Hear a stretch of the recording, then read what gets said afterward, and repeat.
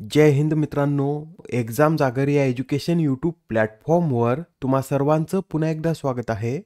मित्रांनो, या आधीच्या सत्रामध्ये तुमच्यासाठीचा प्रश्न होता, 29व्या संयुक्त राष्ट्र हवामान बदल परिषदेचं आयोजन कोठे करण्यात येत आहे? या प्रश्नाचं योग्य उत्तर आहे पर्याय क्रमांक 4, म्हणजेच या 29व्या संयुक्त राष्ट्र हवामान बदल परिषदेचं आयोजन अझरबैजानमध्ये करण्यात येत आहे. अझरबैजानमधील बाकू येथे ही परिषद 11 नोव्हेंबरपासून सुरू झाली असून 22 नोव्हेंबरला ही परिषद समाप्त होणार आहे. आजच्या सत्राचा पहिला प्रश्न पहा. सत्यजित रे लाईफ टाईम अचिव्हमेंट पुरस्कार कोणाला जाहीर झाला आहे? तर हा जो सत्यजित रे लाईफ टाईम अचिव्हमेंट पुरस्कार आहे, हा पुरस्कार फिलिप नॉयस यांना जाहीर झाला आहे. बरे, फिलिप नॉयस कोणत्या देशातील दिग्दर्शक आहेत?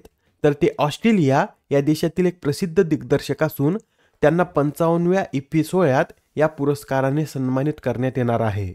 हा 55वा इफ्फी सोहळा कधी आयोजित केला जाईल? तर 20 ते 28 नोव्हेंबर दरम्यान याचं आयोजन गोव्यात करण्यात येणार असून यावेळेस या सोहळ्याची फोकस कंट्री ही ऑस्ट्रेलिया आहे. आणि मित्रांनो, हा जो फिल्म फेस्टिवल आहे याची सुरुवात ब्रिटिश पॉप गायक रॉबी विल्सन यांच्या जीवनावर आधारित बेटर मॅन या चित्रपटाने होणार आहे. यासच यंदाच्या इफ्फी सोहळ्याची थीम सुद्धा नोट करून घ्या. Young film makers the future is now अशी या वर्षीच्या या इफ्फी सोहळ्याची थीम आहे. प्रश्न क्रमांक 2, अमेरिकेतील white house chief of staff पदी नियुक्त होणाऱ्या पहिल्या महिला कोण ठरल्या आहेत? या प्रश्नाचं उत्तर आहे पर्याय क्रमांक 3, म्हणजे सुसी विल्स या अमेरिकेतील white house chief of staff पदी नियुक्त होणाऱ्या पहिल्या महिला ठरल्या आहेत. नुकतेच आता डोनाल्ड ट्रम्प हे अमेरिकेचे राष्ट्राध्यक्ष म्हणून निवडून आले आहेत. त्यानंतर त्यांनी white house chief of staff पदी सुसी विल्स यांची नियुक्ती करण्याची घोषणा केली आहे. सुसी विल्स हे पद भूषवणाऱ्या पहिल्याच महिला असून या व्हाईट हाऊस चीफ ऑफ स्टाफचं काय काम असतं? तर व्हाईट हाऊसचे चीफ ऑफ स्टाफ हे राष्ट्राध्यक्षांच्या जवळच्या सल्लागारांपैकी एक असतात. ते अध्यक्ष आणि कार्यकारी विभाग यांच्यातील समन्वयक म्हणून कार्य करतात व त्यांना राष्ट्राध्यक्षांचे गेट कीपर म्हणून सुद्धा ओळखले जाते. राष्ट्राध्यक्षांच्या ज्या भेटी आहेत त्याचं आयोजन करण्याचं काम सुद्धा या हाऊस चीफ ऑफ स्टाफद्वारे करण्यात येतं. सुशी विल्सन यांच्याविषयी हे सुद्धा नोट करून घ्या. त्यांनी 2016 आणि 2020 मध्ये डोनाल्ड ट्रम्प यांच्या निवडणुकीत वरिष्ठ सल्लागार म्हणून देखील कार्य केलेलं आहे. आता हा प्रश्न पहा, यात काय विचारला आहे? तर 2024च्या बुकर पुरस्काराने कोणाला सन्मानित करण्यात आले?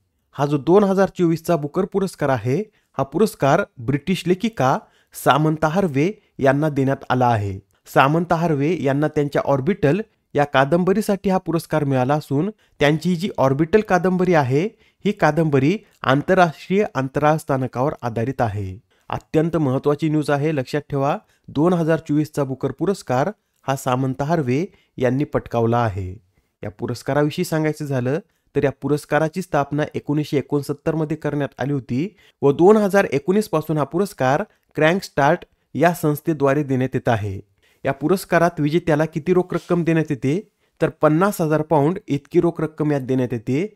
व हे जे बुकर पारितोषिक आहे हे इंग्रजी भाषेत लिहिलेल्या व UK आणि आयर्लंडमध्ये प्रकाशित केलेल्या सर्वोत्कृष्ट लिखाणासाठीच दिले जाते. 2023चा बुकर पुरस्कार हा पॉल लिंच यांना देण्यात आला होता. याआधी हा पुरस्कार ज्या भारतीयांनी मिळवला होता त्यामध्ये अरुंधती रॉय यांना 1997 मध्ये the God of small things या पुस्तकासाठी हा पुरस्कार मिळाला होता. 2006 मध्ये किरण देसाई यांना द इनहेरिटन्स ऑफ लॉस, तर 2008 मध्ये अरविंद अडिगा यांना द व्हाईट टायगर या पुस्तकासाठी हा पुरस्कार मिळाला होता. मित्रांनो, बुकर पुरस्कार आणि इंटरनॅशनल बुकर पुरस्कार हे दोन वेगवेगळे पुरस्कार आहेत. आता कमेंटमध्ये तुम्ही सांगा की यंदाचा इंटरनॅशनल बुकर पुरस्कार कोणाला देण्यात आला आहे. ठीक आहे, तर आता नेक्स्ट क्वेश्चन पहा. थायलंडचे ब्रँड अँबॅसेडर म्हणून कोणाची नियुक्ती करण्यात आली? मित्रांनो, आता थायलंड या देशाने आपले ब्रँड अँबॅसेडर म्हणून सोनू सूद यांची नियुक्ती केली आहे. यासच थायलंड या देशाने सोनू सूद यांची आपले मानद पर्यटन सल्लागार म्हणून सुद्धा नेमणूक केली आहे. प्रश्न क्रमांक 5, ब्रँड फायनान्सच्या ग्लोबल सिटी इंडेक्स 2024 मध्ये कोणत्या शहराने प्रथम स्थान पटकावले आहे? तर या ग्लोबल सिटी इंडेक्स 2024 मध्ये लंडन या शहरानं प्रथम स्थान पटकावलेलं आहे.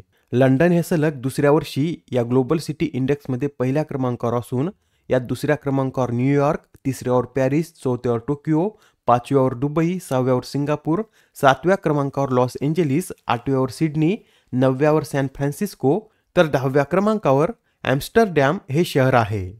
आता हा प्रश्न पहा. सध्या भारताचे परराष्ट्र सचिव म्हणून कोण कार्यरत आहेत? मित्रांनो, सध्या भारताचे परराष्ट्र सचिव हे विक्रम मिस्री आहेत.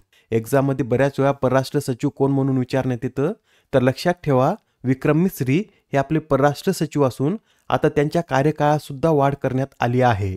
ते आपल्या पदावरून 30 नोव्हेंबर 2024 रोजी निवृत्त होणार होते, पण आता त्यांचा कार्यकाळ वाढवण्यात आला असून ते आता या पदावर 14 जुलै 2026 पर्यंत कार्य करतील. विक्रम मिस्री हे भारतीय परराष्ट्र सेवेचे 1989च्या बॅचचे अधिकारी आहेत. नेक्स्ट क्वेश्चन पहा. अलीकडे चर्चेत असलेले चिराग चिकारा हे कोणत्या खेळाशी संबंधित आहेत? या प्रश्नाचं उत्तर आहे पर्याय क्रमांक 1 म्हणजे चिराग चिकारा हे कुस्ती या खेळाशी संबंधित आहेत. बरं, सध्या ते चर्चेमध्ये का आहेत? तर नुकतेच त्यांनी 23 वर्षाखालील कुस्ती वर्ल्ड चॅम्पियनशिपमध्ये सुवर्णपदक पटकावलं आहे व या चॅम्पियनशिपमध्ये सुवर्णपदक जिंकणारे ते दुसरेच भारतीय पुरुष कुस्तीपटू ठरले आहेत. त्यांच्या आधी अशी कामगिरी अमन सेहरावत यांनी केली होती. अमन सेहरावत यांनी 2022 मध्ये 57 किलो वजनी गटात सुवर्णपदक पटकावलं होतं, तर चिराग चिकारा यांनी सुद्धा 57 किलो वजनी गटातच हे सुवर्णपदक पटकावलेलं आहे. या स्पर्धेची ही 7वी आवृत्ती असून याचं आयोजन कुठे करण्यात आलं? तर अल्बानिया या देशामध्ये या स्पर्धेचं आयोजन करण्यात आलं आहे. प्रश्न क्रमांक 8. अलीकडेच प्रकाशित करण्यात आलेल्या vision to victory unleashing India's SME platform या पुस्तकाचे लेखक कोण आहेत? तर हे जे विजन टू विक्ट्री पुस्तक आहे या पुस्तकाचे लेखक हे अजय ठाकूर आहेत. मित्रांनो, याआधी सुद्धा काही महत्त्वपूर्ण पुस्तके प्रकाशित झाली आहेत, ते सुद्धा आपण एकदा रिवाइज करून घेऊया. तर पहा, ब्रायन लारा यांचं Lara the England chronicles, Bob Woodward यांचं वार, सुशील कुमार शिंदे यांचं 5 decades in politics, doctor Pradeep Dhawal व डॉक्टर अरुंधती भालेराव यांचं योद्धा कर्मयोगी, कृष्णमूर्ती सुब्रमण्यम यांचं इंडिया 800, डॉक्टर M.K. शिगारी यांचं ऑटोबायोग्राफी ऑफ एक refugee scientist, Alpana Kilawala a fly on the RBI wall, R. Ashwin I have the street a Kutti cricket story, Manishankar Aiyar the Raju I knew, Bill Gates यांचं पुस्तक 2025 मध्ये प्रकाशित होणार असून त्याचं नाव source code my beginnings, Shane Watson यांचं द विनर्स माइंडसेट, तर D. सुब्बाराव यांचं जस्ट अ मर्सिनरी हे पुस्तक प्रकाशित झालेलं आहे. प्रश्न क्रमांक 9. मॉरिशियस या देशाचे नवे पंतप्रधान कोण बनले आहेत? या प्रश्नाचं उत्तर आहे पर्याय क्रमांक 3 म्हणजेच नवीन रामगुलाम हे मॉरिशियस या देशाचे नवीन पंतप्रधान बनलेले आहेत. मित्रांनो, मॉरिशियसच्या संसदेत एकूण 70 जागा आहेत, परंतु केवळ 62 जागांसाठी निवडणुका होतात व नवीन रामगुलाम यांच्या नेतृत्वाखालील अलायन्स डू चेंजने सर्वच्या सर्व जागा जिंकल्या आहेत. नवीन रामगुलाम हे मजूर पक्षाचे नेते आहेत. बरं, जपानचे नवीन पंतप्रधान कोण बनले आहेत? तर पुन्हा एकदा शिगेरू इशिबा हे जपानचे पंतप्रधान बनले आहेत. आजच्या सत्रामधील शेवटचा प्रश्न पहा. दरवर्षी जागतिक मधुमेह दिन कधी साजरा केला जातो? तर हा जो जागतिक मधुमेह दिन आहे हा दरवर्षी 14 नोव्हेंबर रोजी साजरा केला जातो. व हा दिवस 14 नोव्हेंबर रोजीच का साजरा केला जातो? तर या दिवशी सर फ्रेडरिक बॅटिंग यांचा जन्मदिवस असतो व त्यांचा जन्मदिन जागतिक मधुमेह दिन म्हणून साजरा केला जातो. फ्रेडरिक बॅटिंग यांनी कशाचा शोध लावला आहे? तर त्यांनी इन्सुलिन्सचा शोध लावला होता. यावेळेसच्या दिवसाची थीम सुद्धा नोट करून घ्या. ब्रेकिंग बॅरियर्स ब्रिजिंग गॅप्स अशी यावेळेसच्या दिवसाची थीम आहे. आजच्या सत्रामधील तुमच्यासाठीचा प्रश्न पहा. मानसिक आरोग्याच्या समस्यांबद्दल जागरूकता निर्माण करण्याच्या कामासाठी महात्मा गांधी नेतृत्व अवॉर्डने कोणाला सन्मानित करण्यात आले? आता या प्रश्नाचं उत्तर कमेंटमध्ये देण्याचा प्रयत्न करा. उत्तर चुकलं तरी काय हरकत नाही, कारण ज्यावेळेस तुम्हाला या प्रश्नाचं योग्य उत्तर माहीत होतं त्यावेळेस हा प्रश्न तुमच्या दीर्घकाळापर्यंत लक्षात राहतो. तर आता पुढच्या सत्रामध्ये पुन्हा भेटूया. धन्यवाद.